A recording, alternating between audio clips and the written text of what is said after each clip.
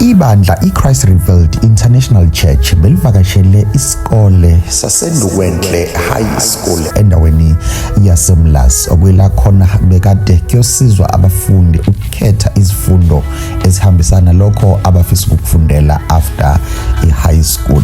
Lo mhlangano ke ube impumelelo bekugcwele abafundi kanye nabazali. Sanibonani molweni Itumelanga sembingela nonke emakhasi ethemba niyaphila. Lo onibingelela ulindelane umfo wakwazi khathi. Namhlanje sila eNdukwenhle high school. Niyaphila? Yebo. Nikhamba kahle? Yebo. Ngabe ugrade bani lo esikhuluma nawe namhlanje? Ugrade 9. So khuluma noyedwa asichazele ukuthi namhlanje sizokwenzani. Angizathuba ngikubingelele sawubona. Yebo. Kunjani? Ngiyaphila. Sikhuluma nobani? Olethu uMthimkhulu. Umthimkhulu. Ye, namhlanje sizokwenzani la esikoleni? Mesokhetha izifundo mesokhetha izifundo. Okay. Ufuna ukuba yini masukhulini? Ubothisha. Ufuna ukuba thishela. Uzobe faka induku lapha. Yebo. Number 1. Sawubona njani? Ngiyaphila. Siyaphila nathi. Ubani ukhuluma naye? Silindelwa Mhlongo. Silindelwa Mhlongo. Ufuna ukuba yini Silindelo? I-optometrist udokotela wamehlo owenza ama-eye testing bese akwenzela izibuko. Okay, akwenzele nezibuko. Ngoba mina ngibona uzongenzela ezami. Yebo. Okay, siyabonga. Mhlawumbe namhlanje bekuzokwenza la esikoleni? Besochazelwa more about ama-career ethu ukuze sibe ne-show ukuthi like uma ukhetha i-career usuke wenzelani. Okay. Usuyazazi izifundo zoyithatha? Yebo. Ngicela ungibhale ezintathu.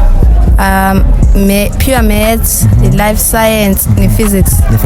Thank you so much, siyabonga. Yebo. Sawubona, ubani enkhuluma naye? Olihle Mthalane. Olihle Mthalane, kuyaphila? Yebo.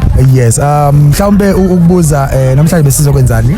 Namhlanje besizochazela kabanzi ngama-career esifuna ukwakhetha siphinde sikwazi ukuthi imaphi ama-subjects afanele thina singabantu ukuthi abantu asifani. Okay, ufuna ukuba yini masumdala? I want to be a mechanical engineering. Mechanical engineering. Usiyazazi izifundo zoyikhetha? Yes. Ngicela ungiphe intathu. EGD, law, engineering, graphics and design. Okay. A physical science. Okay. And then accounting. And accounting. Alright, siyabonga kakhulu. Bona. Yeah. Uyaphila? Yebo. Ngikhuluma nobani? Uma nokwanele Qunu. Ukwanele Qunu. Yeah. Alright. Besizokwenza namhlanje la? Besokhetha izifundo sosenza grade 10 ukuze siphumelele kwi-future yethu. Okay, ufuna ukuba yini masumdala? Ufuna ukuba medicine doctor. Medicine doctor. Usiyazazi izifundo zoyikhetha? Yebo, ngiyazazi. Okay. Angizazi. Awuzazi. Okay, mhlambe ongiphe ezimbili just two. Mathematics, ne-physics. Okay, ngicela mhlawumbe ngicela sichazele abantu bayini medicine doctor. Hayibo. Bengatholi ulwazi lukhona. Namhlanje uzothola ulwazi. Okay. Hayi njalo. Siyaphila njani? Yes. So phela naku sizila uthi uzokwenza medicine doctor as umuntu osephambili mhlawumbe ungampha ulwazi. Mhlawumbe ungamhlephelela ulwazi ukuthi as umuntu efisa ukwenza i-medicine doctor yini medicine doctor? A medicine doctor or a medical doctor is someone who has a degree of Bachelor of Medicine and Bachelor of Surgery. So it's 2 degrees in one. That's why it's 6 years, not 3, not 4. And so what you do is you actually manage the care of patients in a hospital. All right. Yes. All right. Mhlambe usisi lapha ufisa ukwazi ba iziphi izifundo kumele ayithathe as umuntu ofisa ukwenza lo mkhakha. Yabo nje ubekhuluma nge-physics, yes, that's what she should do. Physical sciences and mathematics. And then anything else after that, I turn down. But physical sciences, mathematics must be there. Okay. Iphaswe kahle. Alright. Mhlambe mangaka ama-points awadingayo ukuze qualify? So the average you must get is an average of 80%. So if you combine all your subjects and then divide them by the number of subjects that you are doing, you'll total 80%. 80%. Kuzoleke sesona? Yebo sisi. Mfethu ngime la manje sengime nabazali sicela nje ukukhuluma nabazali ababili noma oyedwa about usuku lwanamhlanje. Sanibona manjani? Siyaphila njani? Siyaphila nathi. Ngabe ukhuluma nomama bani? Umama uSibonisile kaShaka. Umama uShaka. Uyena ke esime naye manje umama uShaka. Namhlanje mama mhlawumbe mawuthi unalo ulwazi lokuthi bekade kwenzakala la esikoleni siyacela usiteplela nje just for a few seconds. Namhlanje bekuzosizwa abantwana bethu ukuthi bakwazi ukukhetha izifundo zabo ezizohambisana necareer umuntu azokwazi ukuthi azobe eyenza manje seqhubeka efunda. Yes mama. No siyabonga kakhulu mhlawumbe ngolwazi olutholiwe namhlanje ingane yakho uyabona ukuthi mhlambe izoba nayinqubekela phambili noma ulwazi olutholakala namhlanje ubona sengathi lizomsiza yini umntana wakho ukuthi abe lento ayifunayo? Sisizakale kakhulu nje ngoba laba bafikile abantwana bezosiza abantwana bethu baphuma ema-universities basinikezile nathi ulwazi njengabazali nokuthi bakwazi ukuthi nabantwana sibagqugquzele ukuthi umuntu akhethe lezo ifundo lezo abonayo ukuthi zizokwazi ukuthi zimsize aya kwi-career le ayidingayo. Yes mhlambe khona ke mhlambe abafundi abaningi into abakhale ngayo ukuthi uma sebesema-university abazali baye bangabanaki okudala mhlambe bagcine sebene-depression thola umntwana useyazibulala uthi akanakiwe umuntu ngenxa yokuthi usuke mhlambe enganakiwe abazali. Mhlambe nina ningabazali ningathatha nithini ngalokho or mhlambe kuphi ungakhuluma ngakho nabazali bazali nawo amazwi ami njengomunye umzali nabo abantwana sebekhalile yiphi solution esingayenza ukuze abantwana bethu begcine sebenekusasa right? Mina engingakusho ukuthi singabazali fanele sibe abangani nabantwana bethu. Kubalekile kakhulu lokho ukuthi umntwana wakho ube seduzane naye. Umntwana angatholi abangani esikoleni noma ngizothini angabi kakhulu ne-influence yabantwana abanye abalingana naye. Kodwa thina njengabazali sibe ama-mentors okuqala noma ngizothini abangani abakhulu babantwana bethu babe seduzane nathi. Umntwana akwazi ukuthi maye nenkinga akwazi ukuyishare nawe njengomzali kakhulu kunokuthi asime ngabe nenkinga asabe ukuthi uma ngabe ekhuluma nawe wena njengomzali mhlawumbe uzomthethisa angakwazi uku-approacha. Kodwa kubalekile ukuthi umntwana as much as u-strict emntwaneni uthi angazenza izinto ezi-wrong but be friendly emntwaneni akwazi ukuthi akhulume nawe gonyuluke noma yini afisa ukuyikhuluma ukuze ezokwazi ukushesha asizakale. Yes. No Mamshange siyabonga kakhulu ngethu. Ngiyabonga. Yes. Bafowethu siyabonga kakhulu besikhuluma naye uMamshange sizwile ke inkinga zabafundi nanokuthi singaxazuleka kanjani. Bazali siyacela uba nibe ngabangani abantwana bethu. Bafowethu masphinde sinibingelele futhi once again la phambi kwami ngime nendoda kaNkulunkulu obekade kuyiyona ebekade senza okuningi nayo. Mfowethu asibingelele. Ngiyabingelela mfowethu ngizocela nje ukubingelela kuwena nasegameni lesikole uLungelo Mthembu lona odila ne-career guidance nje la eMlazi sobe sisendukenhle futhi namhlanje. Yes namhlanje sisendukenhle mhlawumbe mfowethu nje kafishane sike singene phakathi kodaba iziphi ingqinamba esifike sahlangabezana nazo kulesi sikole ebekade sikusona? Mfowethu mhlawumbe ngeke ngize ngisho ukuthi kube nama challenges amakhulu noma amaningi ngoba ebesikade sifisa ukwenza sikwazile ukwenza kade sinabafundi bethu from UKZN ebafikile bazolekelela kakhulu okuyona into engicabanga ukuthi siyayidinga kakhulu kwa education ukuthi laba sebengaphambili bakwazi ukubuya bezolekelela besinemangosuthu iCoastal College neUKZN. So nje ngingasho ukuthi kuhambe kahle ngase inkingeni angiyangicabanga ukuthi khona ama challenges akhona ngoba sikwazile ukuqeda in record time.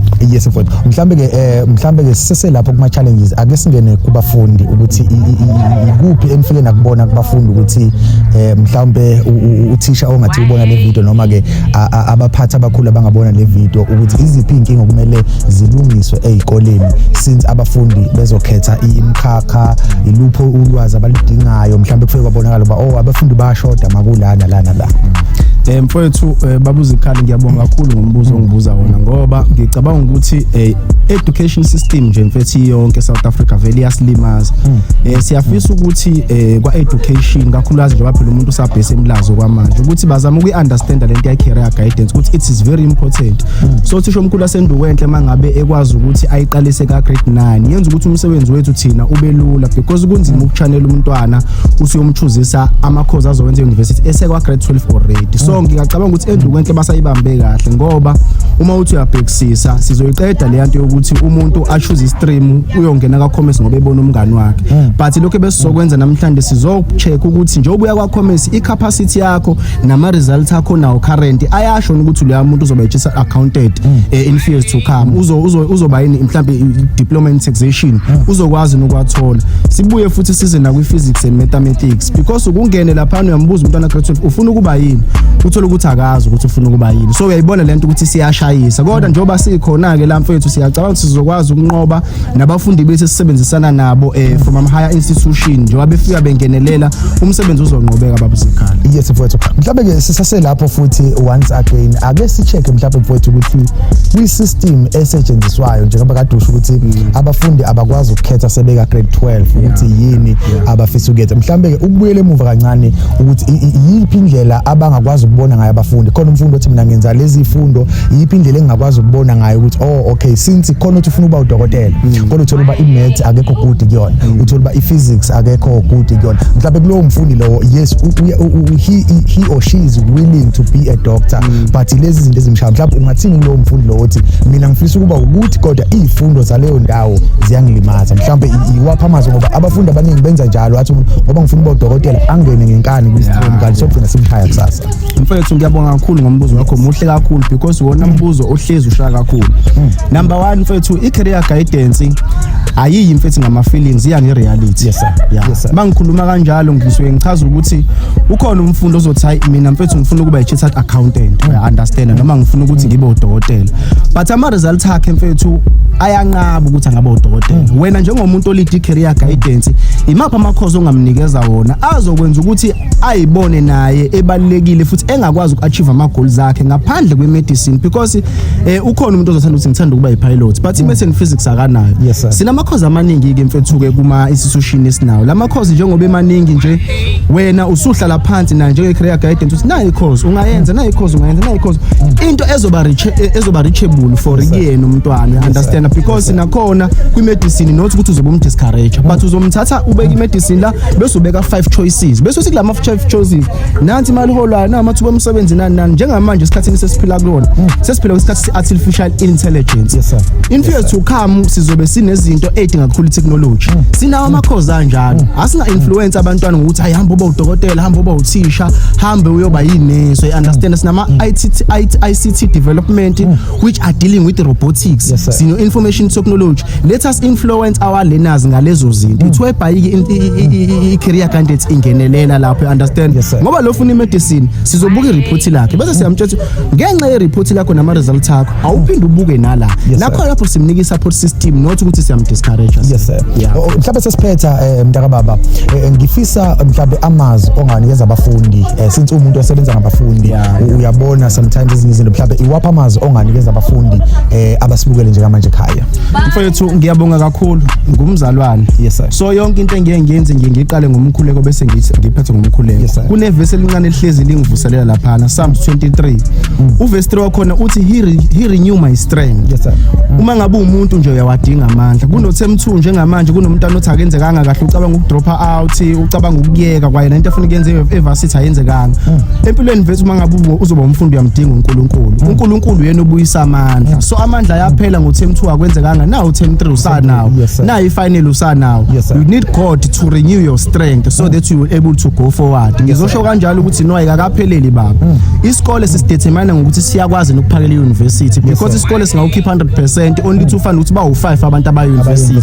Sina ke njenge-career guidance emlazi sizoqeda leyo nto because isikole sizosidetermine ngokuthi siyayiphakela ne-university bangaka abantu abaphumile bayakhona. Ngiyabonga babuzitha. Yes mfowethu, mhlawumbe ke elokugcina nje elakho iwapha amazwi onganikeza othisha abafundisayo abafundi.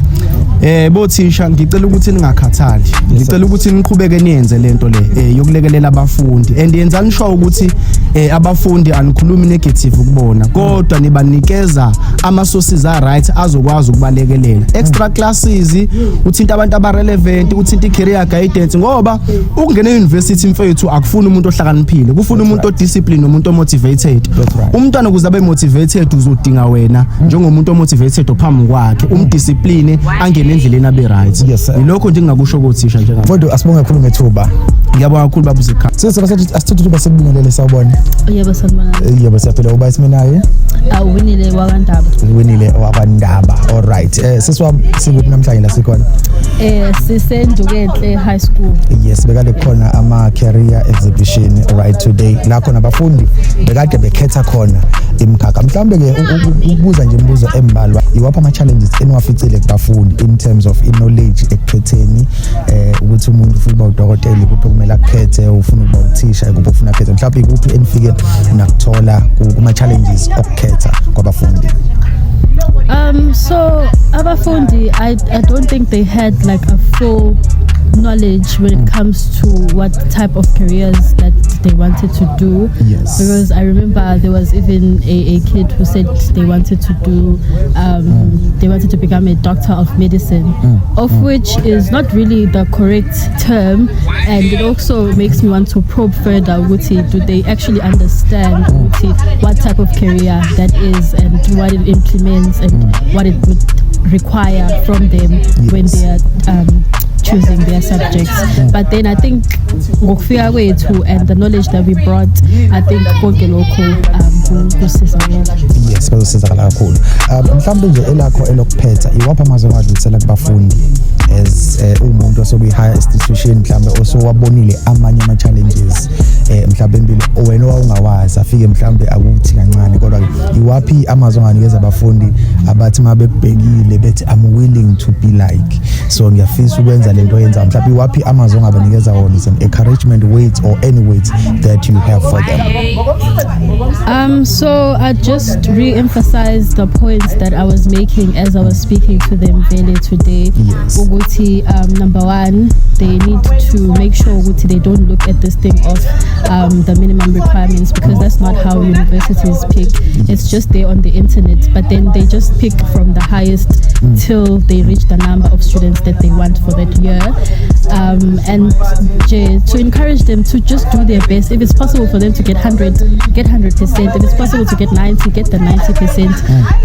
And just work hard. Just apply yourself entirely. And then another thing is this issue of e-funding. There is a common misconception in Uguti, once you are done with school, if you got like many distinctions and you are a smart kid, ama universities as bank and nama funding institutions as bank, which is incorrect. Yes. You really need to apply bursaries, apply for all the bursaries that you can, and apply also for NSFAS, because NSFAS imvamisa arangabi. Yes. So those are the two things that I just spoke to them about. All right, siswami asibonge kakhulu ngethuba. Yes, thank you. Siswami sawubona. Asithathe ithuba sikubingelele ngabingelela ababukeli emakhaya. Ngiyabingelela kubabukeli bonke emakhaya. Yes, thank you so much. Mhlawumbe usisi unqo angasithatha asibeke la sikhona namhlanje sisendubenhle high school la khona bekade kunama career exhibition, abafundi befundiswa ngokukhethwa kwelokhuza kwemkhakha abafuna ukuyenza. Mhlawumbe sisiwami ikafishane in terms of ngokubuka kwakho iwapha ama challenges othe mawukhuluma nabantwana abahlangabezana nawo, mhlawumbe kade bebuza ukuthi abantwana bayashoda makulana la, iwapha ama challenges abantwana ababhekene nawo ongawa emphasize? Into engiyibonile akazi noma kwenziwa ukuthi mhlawumbe basa kuma grade aphansi, but into engiyibonile ukuthi they do not seem to take it that serious indaba yokukhetha kwabo ama career. Like they do understand ukuthi bazokhetha ama subject, but they don't understand ukuthi ama subjects are the basis of indlela sebezoyithatha even in future. So I feel like they do like there by doing education in relation to the importance yokukhetha kwabo ifundo. Yes. All right. Mhlambe usase lapho ngokubona kwakho bakwazi ukukhetha ngokwendlela abafisa ukwenza. For example, if umuntu efuna ukuba udokotela kumele akhethe ifundo physics, pure mathematics kanye nezinye kanjalo. Mhlawumbe ngokufika kwenu lapha nifike nathola ukuthi abafundi banayo lelo lwazi noma balidinga kakhulu ulwazi lokuthi khethwa kanjani according to ama career abo?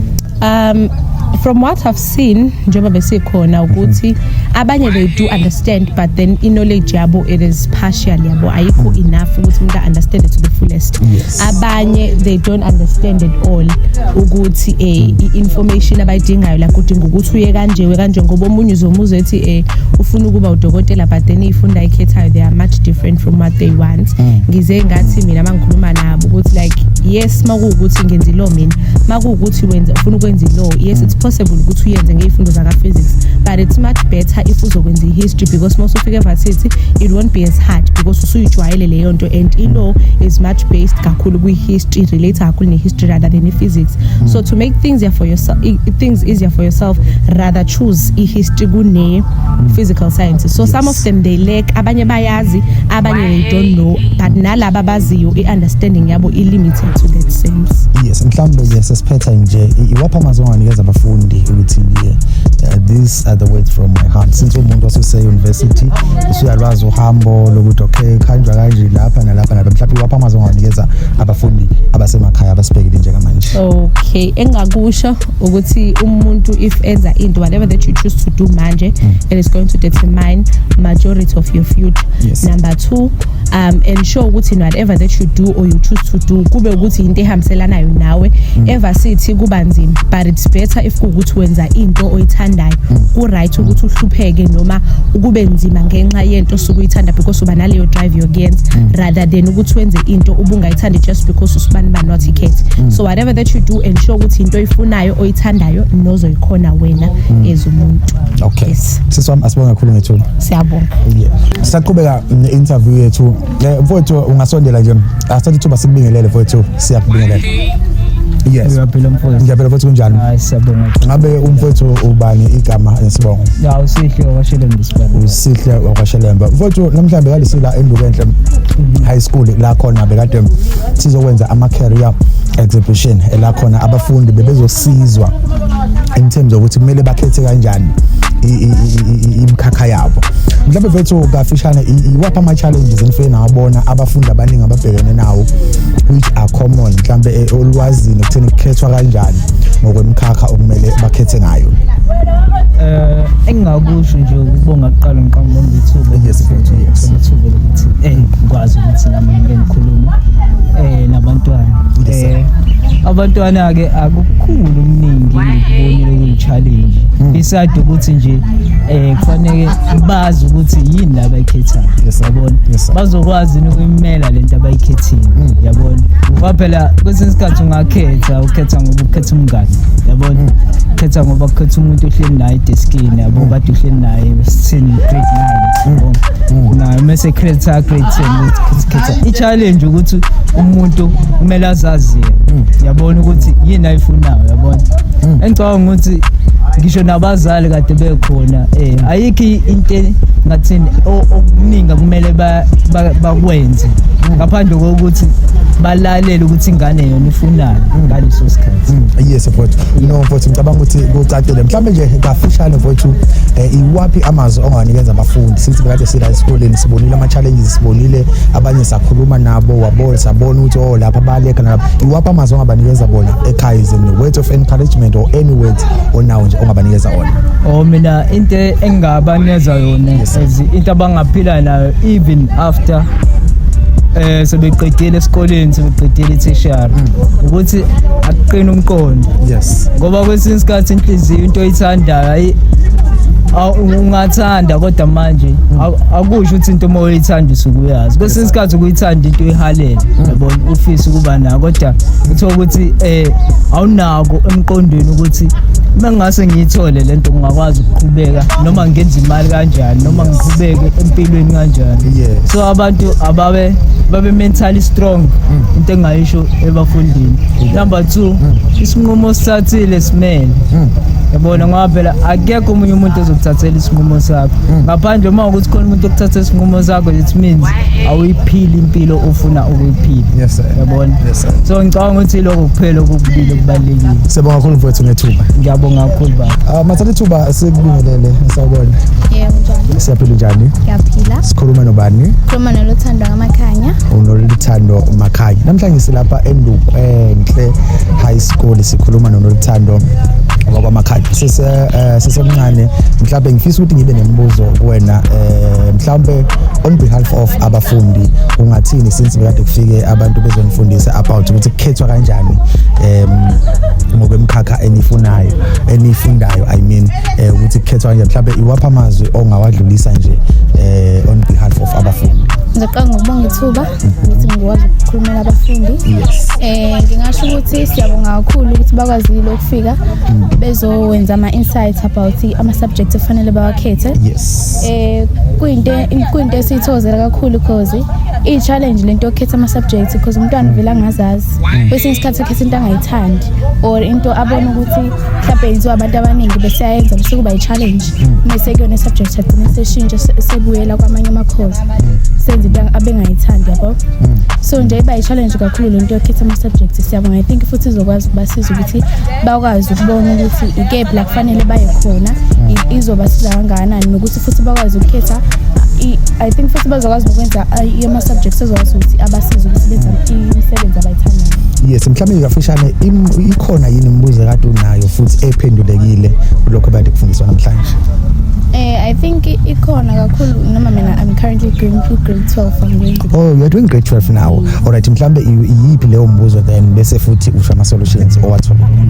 Imibuzo kade nginayo namhlanje ukuthi kubaleke ngani ukuthi ukwazi ukuzazi, ukwazi ukuthi yini kufanele ifunde. Futhi ama solutions engiwathole namhlanje ukuthi kubalekile ukuthi uzazi ukuthi ufunani nokuthi wazi ukuthi futhi ufuna ukufunda ini. Ngoba kwesinye isikhathi ukukhetha into ongayithandi noma into uthi ufunde waqeda, and then maso after school suqedile isikole after matric sekufanele uyokhetha into i-career yakho. So usukhetha i-career engafall under lama subjects ukade wakhethile, noma uthola ukuthi usuthola umsebenzi ongayithandi ususebenza endaweni ongayithandi usuwenza umsebenzi nje athi umuntu eyazi ngqane ngisho ukuvuka ngemsebenzini because vele ngivele into engayithandi yabo. Kanti awuzange ube ne-insights at the beginning ukuthi kahle kahle imaphi ama-subjects befanele ngabe uyawenza because abazali bethu most yethu abazali bethu abafundile yabo. So ama-subjects abasinikeza insights ukuthi kufanele ukhethe ama-subjects ukuthi nokuthi ivela kancane ithuba lokuthi wazi ukuthi imaphi ama-subjects kumele wenze before you choose your career. Yes, mhlawumbe ke ngoba uthe wenza graduate right, which means next year uzobe use-university. Iwaphi amazwi njengosisi omdala osesikoleni ongawanikeza abafowenu abeza ngemva kwenu kulesi sikole? Mina into engayisho ukuthi do not believe ezintweni ezishiwo abanye abantu ezokudiscourage, but believe in yourself. Kholelwa entweni oyenzayo nokuthi futhi uzokwazi ukumelana nayo, even though kungekho lula. Obviously isikole sikho lula, but focus kuma subject wakho uyazi ukuthi into you can do it yabo. So that uzokwazi ukuthi nawe ngelinye ilanga ube proud of yourself usho ukuthi I did made it. Yes. Alright, no asibonge ithuba ne. Yeah. Alright, siyabonga kakhulu. Thank you. Bekade ke kuyiyona i-session yethu le laphana esikoleni esibiza ukuthi ke Indukwenhle High School la khona bekukhulunywa khona nabafundi. Siyacela ke ukuba ningakhohlwa ukulike, ukushare kanye nokusubscribe on our channel. Inkosi inbusiso ibe nani size sibonane futhi ngokuzayo.